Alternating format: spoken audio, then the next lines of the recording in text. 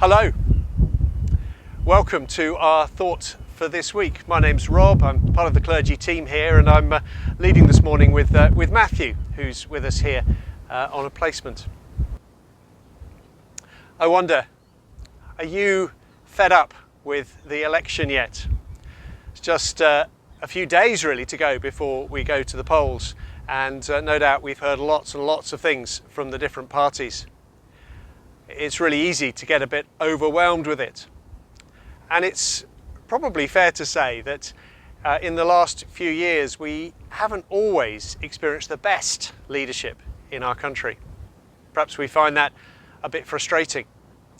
And yet when I think about those who are standing to be elected, I can't help but feel really amazed that they're willing to do that, because perhaps now more than any other time our leaders, our politicians get so much abuse, particularly online and through social media, that I wonder how it is they stand it. Seems to me that we really need to pray for those who lead us and those who aspire to lead us, and take that instruction really seriously. Of course, when it comes to leadership, Jesus set the bar really high. We're going to hear now a reading about Jesus' approach to leadership from Matthew. The Gospel according to John, chapter 13, verses 3 to 5 and 12 to 15. During supper, Jesus, knowing that the Father had given all things into his hands, and that he had come from God and was going to God, got up from the table, took off his outer robe, and tied a towel around himself.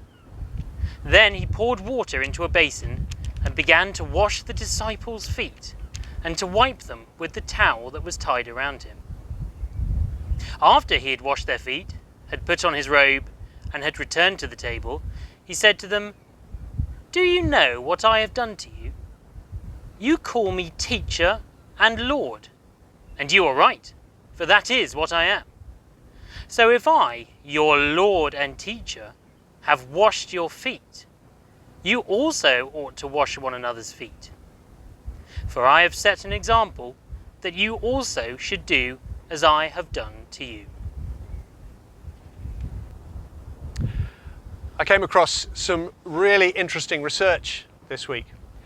Amazing research. It's called the Talking Jesus Report. It comes from 2022. And it's amazing really, because it suggests to us that what we think we know about the way people think about Jesus and the Christian faith and the church is not actually true. That the data suggests that people are much more receptive to the message of the Christian faith, the message of Jesus, than we think they are. And so people were asked in the research what they think about Jesus. 20% of people say they think that Jesus was God in human form. We may think that's a bit low, but another 33% said that they thought that Jesus was a prophet or a spiritual leader. That's really interesting. It's quite a lot of people who are really receptive to the idea that Jesus was somehow important, had some important things to say. He was a significant leader.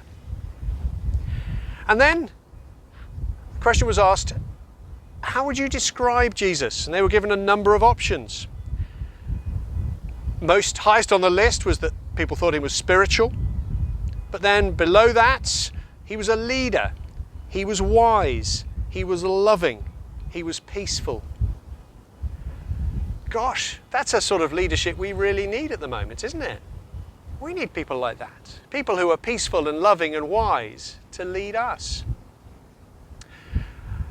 As we think about what sort of person we want to lead us, and as we go to the polls to choose somebody, it's worth remembering the leader that we have, who epitomized all the things that we would really like in a leader.